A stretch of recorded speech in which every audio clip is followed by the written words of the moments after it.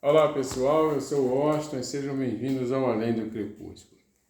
Pois é, galera, hoje eu queria conversar com vocês sobre esse encadernado aqui, ó, O Homem de Ferro, o Demônio na Garrafa, não é? Tá vendo? Pois é, essa edição foi publicada pela editora Salvat, nessa coleção aqui que ela promoveu, ó, a coleção oficial de graphic novels da Marvel, tá vendo? Isso há alguns anos atrás. E ela vem assim, com esse acabamento todo, ó, capa dura, lombada quadrada, miolo em papel couché, totalmente colorida, tá vendo? Com umas leves pinceladas aqui de verniz que dá esse brilho, ó. Vocês estão vendo? Pois é, galera, essa história aqui, ela resgata uma fase que foi chamada de a Era de Prata, isso nos anos 70. Então o que acontece? Até essa época, o Homem de Ferro ele não havia atingido ainda o mesmo patamar que heróis como o Hulk e o Homem-Aranha tinham conseguido, entendeu? Embora essa armadura fabulosa e esses dilemas existenciais dele, essa coisa do coração, não é? Vocês sabem que ele usa um colete aqui no coração, peitoral, por conta de que ele tem um estilhaço no peito que está muito próximo do coração. Então, esse colete, ele tem um dispositivo que ele puxa esse estilhaço e impede que ele atinja o coração. Porque se ele chegar ao coração, o Homem de Ferro, o Tony Stark, morre, não é? Mas aí isso mudou a partir dessa história aqui, ó. Essa história marca uma fase muito importante para o Homem de Ferro. Ela foi publicada em 79, já no final dos anos 70, não é? E aí quem assume o roteiro é o David Michelin, com a ajuda do Bob Layton. E essa história era desenhada pelo John Romita Jr., com a arte final do Carmine Infantino, que era um dos desenhistas do Batman, não é? Carmine Infantino deu grandes contribuições para o Batman. E o John Romita Jr. é filho do John Romita. O John Romita foi um dos pais do Homem-Aranha, né? Ele deu uma contribuição imensa para o universo do Homem-Aranha, criou diversos personagens e histórias inesquecíveis do Homem-Aranha. Essa armadura que ele traz nessa edição é essa armadura aqui, ó, a armadura clássica. E quem criou essa armadura foi o John Romita. E muitos consideram essa aqui a melhor armadura do Homem de Ferro. Eu, sinceramente, eu gosto mais dessa armadura. É claro que, atualmente, ele usa armaduras muito mais tecnologicamente desenvolvidas, muito mais bonitas e mais, né, coerente, né? Porque isso aqui dá muita impressão de um metal flexível, né? A questão dos músculos, né? Então ele hoje usa armaduras que são mais parecidas com a armadura. Mas eu ainda acho essa aqui a mais bacana. Pois é, galera, nessa história aqui, tá? Eu vou mostrar para vocês algumas cenas. Ele enfrenta um vilão chamado Justin Hammer, um industrial, né? Megalomaníaco. Aquele estilo vilão de James Bond, né? Aliás, essa história lembra muita coisa do James Bond, né? Pois é, então o Justin Hammer, ele inclusive deu as caras no segundo filme do Homem de Ferro, ali da Marvel, do universo cinematográfico, né? Ele foi interpretado pelo Sam Rockwell. O Sam Rockwell é aquele cara que só faz papel de vilão, né? Só conheço ele de vilão. Ele foi o vilão, o assassino, o psicopata que matou as crianças, aquelas duas meninas, no filme A Espera de um Milagre, não é? Ele também é o vilão das Panteras. E é o vilão também no filme do Homem de Ferro 2. E o cara só faz papel de vilão. Eu só conheço ele como vilão. Para não dizer que eu conheci ele só de vilão, ele fez um remake do Poltergeist, é ele que faz, ele é o pai, né? E que realmente aquele filme foi um fiasco, né? Um remake é terrível, horroroso. Muito ruim aquilo ali, tá? Então, o Justin Hammer aqui, ele, além de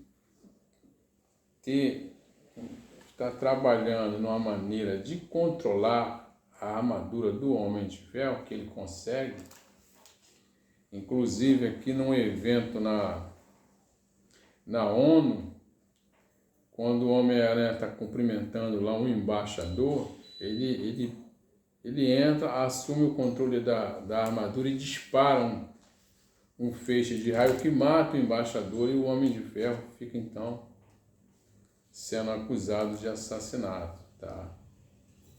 Mas além disso, o Justin Hammer também, ele é o senhor, não é? Ele comanda uma legião de supervilões. E ele joga esses supervilões em massa em cima do Homem de Ferro. Então ele aqui enfrenta vários supervilões clássicos, o Chicote Negro, entendeu? O Porco-Espinho, o Constritor, uma série de vilões, entendeu? Que estão na folha de pagamento do Justin Hammer. Mas além disso tudo, assim, o principal ponto dessa história aqui é que ele descobre, ele assume que ele é alcoólatra, entendeu? Então, por isso que é o demônio na garrafa, né? Esse demônio na garrafa é o álcool, é a bebida, né? Então ele descobre ser dependente químico, né? Ele se tornou um alcoólatra, então ele tem também que lidar com esse dilema. Quer dizer, nessa história não faltam problemas na vida do Tony Stark. A gente vê que não basta apenas ser rico, entendeu? Então ele enfrenta essa crise, lidando com vilões, com super vilões, com conspirações internacionais, né? Sabotagem. Ele também é um dependente químico, viu, gente? Viciado em álcool. Tem uma cena aqui que eu queria mostrar para vocês, tá vendo? Essa cena aqui, viu? Essa capa aqui tá bem dramática, né? Pois é, uma história imperdível, tá? Isso aqui alavancou aí a carreira do Homem de Ferro, e ele então passou a ser um herói ali do primeiro time, realmente.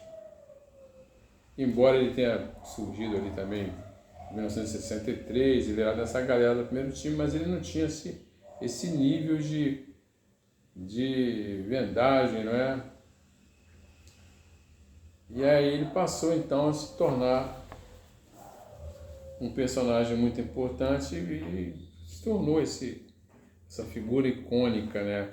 A parte do cinema então, né? O cinema então contribuiu muito, né, para a fama e projeção do Homem de Ferro.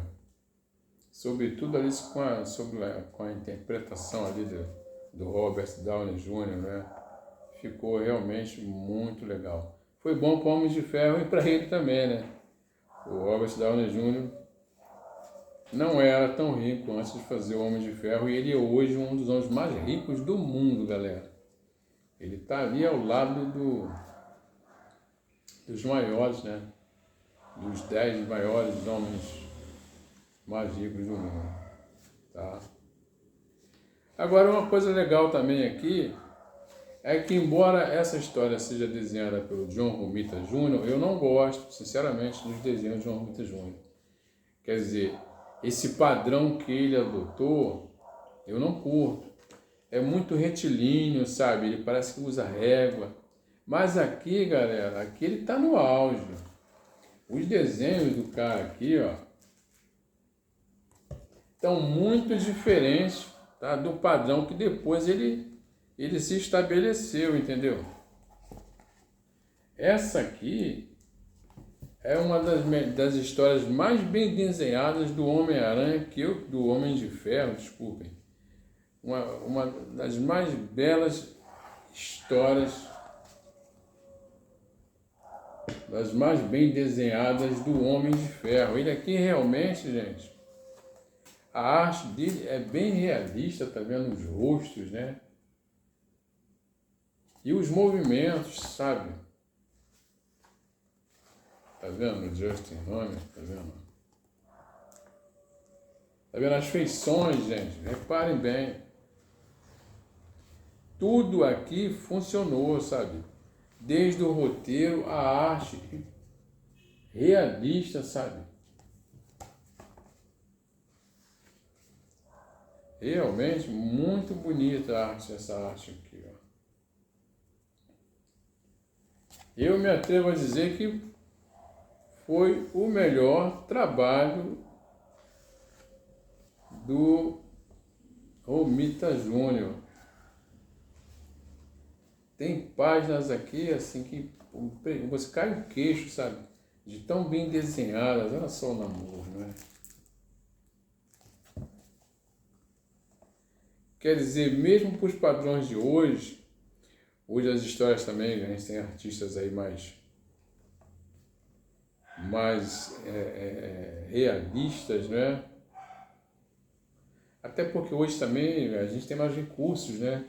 Os desenhistas hoje têm mais recursos, tem a fotografia, tem a computação gráfica, né? Tem a arte digital, tá vendo? Mas essa história está realmente muito bem desenhada, viu? Eu preferia, se eu fosse ele, eu teria mantido esse padrão aqui. Mas aí ele preferiu um padrão que foge mais do clássico americano, né? Porque esse aqui é muito o clássico americano, tá vendo? Mas é um clássico americano, olha, sabe? Fantástico.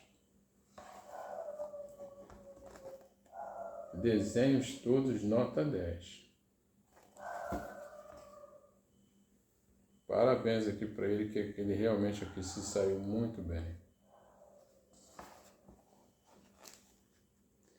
Quer dizer, todas as cenas, mesmo as que ele não está em ação como Homem de Ferro, não é? Ali na burocracia do cotidiano dele, as cenas de ação, tudo ficou realmente de uma plasticidade e de uma beleza indiscutível. Pois é, galera, Homem de Ferro, o Demônio na Garrafa. Vocês encontram essa edição ainda, tá? No Mercado Livre, esses dias eu vi ela à venda e assim, vale muito a pena vocês terem isso aqui, porque isso aqui é uma história marcante do Gladiador Dourado, imprescindível e primordial, tá? Então, galera, é isso. Se vocês curtiram o programinha, deixa um like aí pro Além do Crepúsculo, se inscrevam no canal, me sigam aqui, tá? Aqui embaixo vocês comentem se vocês gostaram do programinha, se valeu a pena. Se não valeu, tá? Compartilhe com os amigos de vocês e com os inimigos que eu espero que vocês não tenham, mas infelizmente faz parte da vida da gente, né? Essas coisas são inevitáveis. Valeu, galera. E como eu sempre digo, a gente vai voltar a se ver, ok? Até mais.